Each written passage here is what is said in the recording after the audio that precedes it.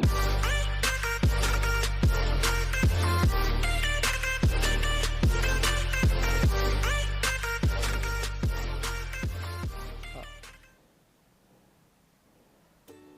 halo teman-teman semua, kembali lagi di channel The Chemistry yang akan membahas hari ini akan kelanjutan dari materi-materi kimia waktu di SMP. Nah, ini adalah video kedua dan terakhir untuk materi kimia di SMP. Nah, hari ini kita akan kembali melanjutkan materi kita, di mana hari ini kita akan membahas yang namanya struktur atom, asam basa garam, dan tata nama senyawa sederhana. Oke, kita mulai saja dengan struktur atom. Nah, jadi kemarin kita sudah membahas yang namanya unsur, senyawa, dan campuran. Nah, unsur itu adalah tidak dapat diuraikan kembali, adalah bagian terkecil yang tidak dapat diuraikan kembali melalui reaksi kimia sederhana. Nah, jikalau kita menguraikannya dengan kimia, misalkan kimia nuklir atau hal dengan energetik cukup tinggi, maka kita akan menemukan bahwa sebenarnya unsur-unsur itu terdiri atau tersusun dengan yang namanya atom. Nah, atom strukturnya itu seperti apa? Jadi banyak sekali penelitian yang dilakukan. Pertama, ini adalah gambaran bagaimana perkembangan model atom ya. Pertama diajukan oleh Dalton, modelnya seperti itu. Thomson, kemudian Rutherford, Bohr, dan mekanika gelombang atau sering juga disebut dengan mekanika kuantum. Nah, untuk teori-teori dari Dalton, Thomson, Rutherford, dan Bohr dan mekanika gelombang itu nanti akan dipelajari secara detail ketika kamu masuk SMA kelas 10 semester ganjil jurusan IPA. Oke? Jadi kalau kamu masuk situ, kamu akan pelajari ini. Nah, untuk saat ini kita akan mempelajari model atom atau struktur atom berdasarkan teori dari atom Bohr. Yang ini ya, yang di tengah ini ya. Oke, baik. Nah, jadi model atom itu bisa dikatakan seperti ini ya. Bisa dikatakan seperti ini, di mana ada bagian yang di tengah ini yang berwarna abu-abu ini kita sebut dengan nukleus. Nukleus itu artinya inti atom. Kemudian nanti ada kayak orbit, ada kulit kita sebut. Kalau di model atom Bohr itu ada kulit namanya ya. Nah, kulitnya itu ada yang berisi terdiri dari elektron gitu ya, partikel yang lebih kecil lagi yang disebut dengan elektron yang bermuatan negatif gitu ya. Sedangkan di nukleus itu terdapat partikel lebih kecil yang disebut dengan nama proton dengan muatan positif plus dengan sesuatu yang bermuatan netral yang tidak bermuatan gitu ya, yang disebut dengan neutron. Oke, neutron. Jadi di nukleus itu ada proton dan neutron, sedangkan di kulit itu ada elektron. Nah, untuk unsur-unsur yang bersifat netral maka jumlah proton dan elektron adalah sama ya. Jadi plus dan minusnya harus sama. Oke, harus balance. Nah, itu maka akan menghasilkan unsur-unsur yang bersifat netral. Oke, baik. Jadi dari jumlah proton, kemudian elektron, lalu jumlah neutron, maka itu akan menentukan yang namanya massa ya. Jadi massa itu ditentukan sebenarnya lebih ditentukan oleh yang namanya proton dan neutron. Kenapa elektron enggak? Elektron itu sebenarnya mempengaruhi, cuma sangat kecil sekali karena massanya sangat kecil ya. Nanti kita akan pelajari itu.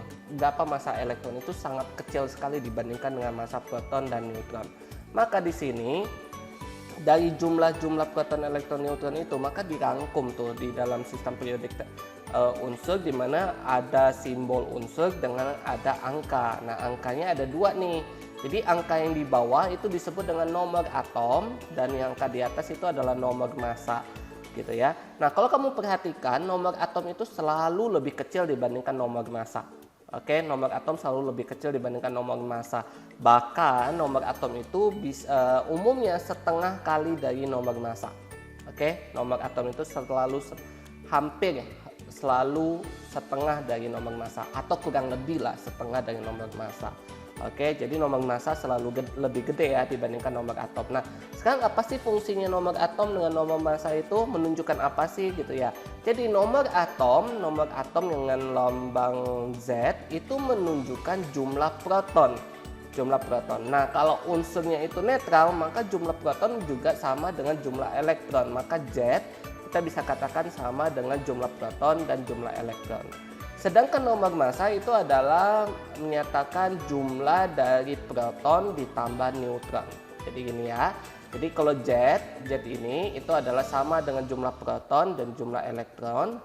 Sedangkan kalau nomor massa itu adalah jumlah dari neutron dan proton.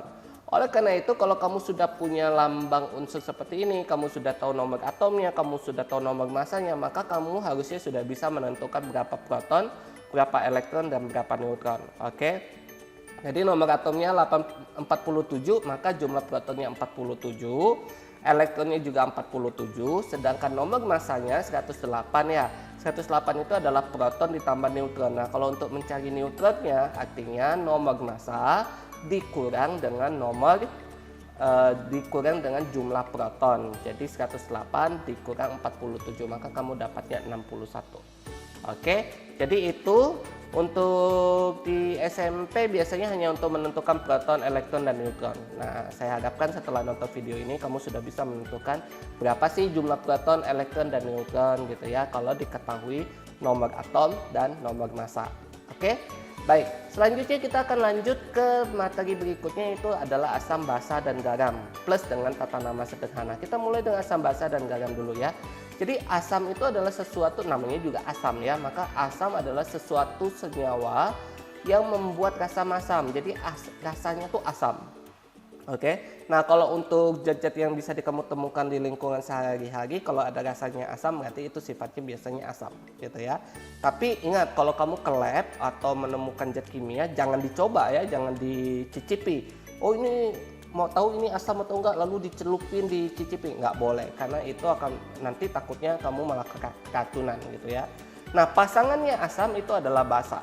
Jadi kalau asam itu adalah sesuatu yang bersifat asam atau mempunyai rasa asam. Nah, basa itu biasanya kawannya tuh, bukan kawan sih, biasanya bereaksi dengan asam membentuk sesuatu yang disebut dengan garam. Jadi ABG, asam, basa, dan garam. Jadi kalau kamu bicara tentang asam, maka biasanya tidak terlepas kemungkinan kita akan berkaitan dengan yang namanya basa dan garam gitu ya. Oke, nah sifat-sifatnya asam itu apa? Sifat paling utama jikalau kita menggunakan yang namanya pH, maka asam itu adalah yang segala sesuatu yang memiliki pH di bawah 7. Jadi semua yang di bawah 7 itu biasanya disebut asam gitu ya. Rasanya asam, korosif. Nah, ini yang penting nih. Kok dia bisa bersifat asam? Kalau dari segi kimianya apa yang dikaji gitu ya. Jadi kalau asam itu di dalam air atau terlarut di dalam air, maka akan menghasilkan namanya ion proton atau ion hidrogen H+. Oke, menghasilkan ion proton atau ion hidrogen H+, dan sisa asam atau anion atau ion negatif. Contoh ya, HCl, asam klorida ya, HCl. HCl kalau di dalam air maka dia akan terurai itu membentuk apa? H+ dengan Cl-. Oke, H+ dengan Cl-. Nah, itu adalah ciri kimiawinya dari asam ya. Selain itu untuk pengetesannya biasanya menggunakan lakmus. Nah, lakmus biru harus bisa menjadi merah kalau dimasukkan ke dalam asam. Nah, kalau yang merah gimana? Ya merah tetap merah gitu ya. Jadi kemudian dapat bereaksi dengan logam dan dapat bereaksi dengan basa membentuk yang namanya garam. Oke. Selanjutnya bagaimana dengan basa? Kalau asam tadi itu pH-nya di bawah 7, maka basa di atas 7. Oke, di atas 7. Nah, rasanya pahit. Biasanya kalau misalnya kamu makan misalkan sabun gitu ya, maka rasanya pahit gitu loh ya. Jadi kalau misalnya kamu makan sayur pare itu pahit kan. Nah, itu biasanya artinya pare itu mengandung sesuatu yang bersifat basa. Nah, sekali lagi kalau untuk zat kimia jangan sekali-kali dicoba untuk mencicipi rasanya ya. Oke. Lalu sifat lainnya apa? Licin, kaustik. Nah, mengubah kertas lakmus merah menjadi biru. Kalau biru gimana ya? Biru tetap biru. Nah, kalau asam tadi melepaskan ion hidrogen atau ion proton. Nah, kalau di basa dia akan menghasilkan ion hidroksida. Hidroksida itu OH-. Jadi contoh ya, misalkan basa itu yang paling terkenal dan paling banyak kamu temukan nanti di SMA atau di lab itu biasanya misalkan NaOH. Nah, NaOH itu adalah natrium hidroksida. Itu adalah salah satu jenis basa. Kalau dilarutkan dalam air, apa yang terjadi? Dia akan terurai itu, akan terpisah, membentuk Na+ dengan OH-. Jadi OH-nya itu adalah ion hidroksidanya. Oke. Kemudian dapat bereaksi dengan asam membentuk garam. Nah, kalau tadi asam itu di bawah 7, basa di atas 7, kalau garam umumnya kalau garam kita anggap yang pH-nya sama dengan 7 kita sebut dengan netral ya. Jadi garam umumnya ada yang netral, tapi ada juga yang punya sifat lebih sedikit asam atau sedikit basa. Tapi kita bisa asumsikan di sini kalau asam ketemu basa, maka kita bisa katakan kalau yang garamnya netral maka pH-nya sama dengan 7. Nah, untuk asam dan basa itu biasanya dinyatakan dengan yang namanya pH. pH itu adalah power hydrogen ya, jadi menyatakan jumlah hidrogen dalam larutan tersebut. Jadi kalau di bawah 7 artinya itu asam, artinya jumlah hidrogennya banyak gitu ya. Tapi kalau misalkan di atas 7 maka dia jumlah hidroksidanya banyak. Kalau netral 7 ya jumlah hidroksidanya dengan hidrogennya sama, balance gitu ya. Oke. Nah, untuk menentukan asam dan basa umumnya kita bisa menggunakan ada beberapa indikator tuh. Indikator itu adalah segala sesuatu yang bisa kita gunakan untuk menentukan oh ini asam, ini basa. Nah, salah satunya itu adalah lakmus. Lakmus merah dan lakmus biru. Jadi kalau misalkan kamu mau ngetes ini asam atau basa, misalnya ini asam nih, kamu ngetes, maka kamu celupkan yang merah ke dalam asam, oh tetap merah.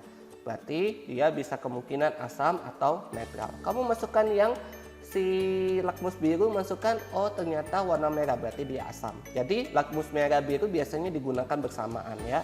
Kemudian ada indikator universal. Nah, indikator universal tuh yang kayak gini nih, di bawah ini nih, yang ada 4 kotak-kotak kecil dengan warna yang beda-beda. Nah, kalau menggunakan ini, kamu celupkan, maka dari 4 kotak itu akan mempunyai komposisi warna yang beda-beda. Jikalau tergantung dengan pH larutan yang diuji gitu ya. Jadi tergantung dari pH larutan yang diuji. Nah, jadi kita bisa menentukan tuh, sudah menentukan pH-nya. Kalau pH-nya di bawah 7 ya berarti itu asam gitu ya. Kalau di atas 7 ya berarti itu basa. Kemudian selain itu ada apa lagi? Ada indikator asam basa yang kalau misalnya kamu lakukan kayak kemarin itu kita melakukan pengujian biasanya menggunakan salah satu indikator asam basa yang paling terkenal itu adalah phenolphthalein ya. Kalau di dalam keadaan basa dia akan berwarna pink gitu ya. Sedangkan kalau indikator alami artinya apa? Indikator yang kita bisa temukan dalam makhluk hidup. Biasanya umumnya itu adalah dari tumbuh-tumbuhan gitu ya yang mempunyai zat warna, misalnya bunga, kunyit dan lainnya. Oke. Baik, selanjutnya kita masuk ke tata nama. Nah, tata nama ini penting banget ya. Kenapa? Karena kalau kamu tidak mengetahui namanya, bagaimana kamu bisa mengetahui sifatnya dan lainnya gitu ya. Tahu itu bahaya atau enggak akan bisa gitu ya. Jadi nama itu sangat penting. Nah, dalam kimia nama-nama itu bergantung dari nama-nama unsur penyusunnya. Nah, unsur-unsur penyusun dalam suatu yang bisa menyusun suatu senyawa itu sudah bisa kamu lihat di dalam sistem periodik. Kalau sistem periodik yang lengkap maka di bawahnya itu paling bawah itu biasanya sudah ada nama-nama unsurnya. Jadi misalkan lambangnya H maka namanya hidrogen, N nitrogen, O oksigen, Si silikon dan lainnya. Jadi ada namanya di bawah. Nah, sekarang kita akan pelajari aturan-aturannya dulu ya. Nah, ini juga akan kamu pelajari nanti di SMA kelas 10 sih. Tapi sekarang kita akan pelajari aturan-aturan yang sederhananya dulu, oke? Sederhananya dulu. Oke, sekarang yang sebelum kita masuk ke aturan tadi atau jenis-jenis penamaan tadi, yang saya mau garis bawahi di sini nih. Kalau logam umumnya berakhiran ium, betul nggak sih? Masih ingat nggak lokasi di posisi ini yang warna biru ini adalah golongan-golongan logam ya? Kecuali yang di sini yang ada metaloidnya. Coba kamu perhatikan nama-namanya. Umumnya itu akan berakhiran ium, kayak Li litium, berilium, natrium, magnesium, kalium, kalsium, rubidium dan lainnya ya. Jadi semuanya itu rata-rata mempunyai nama logam itu.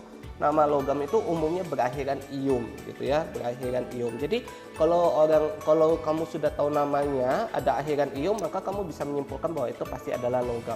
Nah, kenapa kita harus mengetahui mana logam mana non logam? Karena aturan penamaannya itu berdasarkan dari komposisi zatnya, komposisi unsurnya. Jadi di sini adalah senyawa biner logam dan non logam. Kalau biner itu artinya terdiri dari dua jenis unsur ya. Nah, dua jenis unsur artinya unsur pertama logam, unsur kedua non logam di sini. Kalau kamu menemukan senyawa yang ada logam dan non logamnya, maka aturan penamaannya itu adalah kasih nama logam dulu, lalu diikuti dengan nama non logam. Setelah diikuti dengan nama non logam, maka ujung nama non logam itu diubah menjadi ida. Oke, contoh ya, Ki. K itu kalium, iodin. Maka kalau digabung kalium iodin, tapi iodin dinnya itu diubah menjadi akhiran ida, kalium iodida. Aluminium Al2O3, Al dan O, aluminium dan oksigen, aluminium oksigen, tapi oksigennya diubah menjadi oksida, aluminium oksida. Oke, nah itu kalau untuk logam dan non logam, gampang kan, nggak susah kan? Oke. Berikutnya kalau senyawa binarnya itu nggak ada logam tapi non logam dan non logam. Nah kalau non logam dan non logam maka ada aturan tambahan nih, di mana kita harus menyebutkan jumlah atom unsur non logam penyusun senyawa tersebut, gitu ya. Jumlah atom penyusun senyawa tersebut. Jadi jumlahnya itu menggunakan bahasa apa? Mengindikasikan jumlah atomnya itu menggunakan bahasa apa? Yaitu bahasa Yunani. Nah, waduh, bahasa Yunani, gimana kita tahu ya bahasa Yunani? Ya, nggak perlu khawatir. Jadi yang kamu perlu ingat itu adalah ini. Jadi bahasa Yunani yang akan kita pakai untuk menentukan jumlah atom, oke, dalam senyawa binar non logam itu adalah ini: mono, ditri, tetra, penta, heksa, hepta, okta, nona, dan deka. Mono 1, di 2, 3 tri, 4 tetra, 5 penta, 6 heksa, 7 hepta, gitu ya. Jadi kalau nanti suatu saat kamu punya anak, untuk anak pertama boleh tuh dikasih imbuhan mono ya. Oke. Good. Oke, sekarang bagaimana contohnya penamaannya? Misalkan CO, C karbon, O oksigen, dua-duanya non logam, maka namanya itu adalah karbon monoksida. Oke, karbon monoksida. Iya kan? Karena karbon lalu oksigen, oksigennya diubah menjadi oksida. Lalu karena oksigennya jumlahnya 1, maka dikasih dengan mono. Loh, kok kenapa karbonnya nggak dikasih mono juga gitu loh ya? Nah, untuk unsur-unsur non logam yang jumlahnya 1, yang unsur non logam, maksudnya unsur-unsur non logam pertama yang jumlahnya 1, mono nggak dipakai. Jadi mono hanya dipakai untuk unsur-unsur keduanya saja yang dikasih imbuhan mono gitu ya. Jadi kayak CO, karbon monoksida, CO2 karbon dioksida, bukan monokarbon dioksida ya, tapi karbon dioksida. Oke, jadi mononya untuk unsur non logam pertama nggak dipakai. Kecuali kalau sudah 2, 3 dan berikutnya, misalkan P2O3, maka namanya difosforus trioksida. Oke, nah ya, udah ngerti ya. Oke, nanti kalau kamu ada pertanyaan silahkan masukkan di komen, nanti kita akan menjawab pertanyaan-pertanyaan kamu ya. Oke, lanjut. Selain itu, tadi kita sudah bicara tentang asam ya. Jadi mungkin kita sedikit mempelajari bagaimana tata nama asam ya. Tata nama asam, namanya asam, maka biasanya itu selalu diawali dengan kata asam, kecuali pada air dan hidrogen peroksida ya. Kecuali pada air atau hidrogen dan hidrogen peroksida.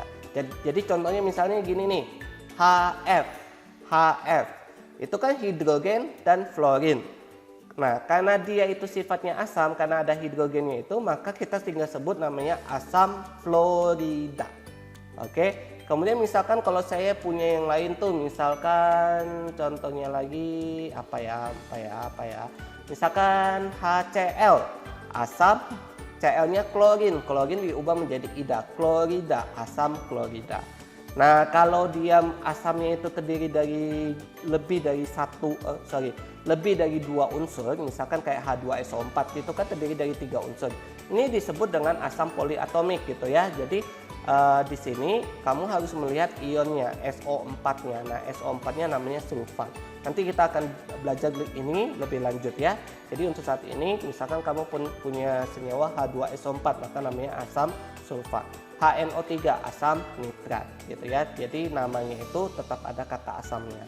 Nah, kalau asam menggunakan kata asam, maka kalau basa menggunakan yang namanya hidroksida. Hidroksida itu merefer kemana? Ke OH- itu loh. Oke, ke OH- itu. Jadi kalau misalkan saya punya KOH, nama logamnya disebut nih, nama unsur pertamanya disebut, OH-nya nggak perlu OH-nya itu pasti namanya hidroksida gitu ya. Jadi kalau misalkan saya punya KOH, maka namanya kalium hidroksida. NaOH namanya natrium hidroksida. Kalau CaOH 2 kali misalkan kalsium hidroksida. AlOH aluminium hidroksida. Pokoknya ujungnya OH maka dikasih ujungnya hidroksida. Oke, pasti ujungnya hidroksida.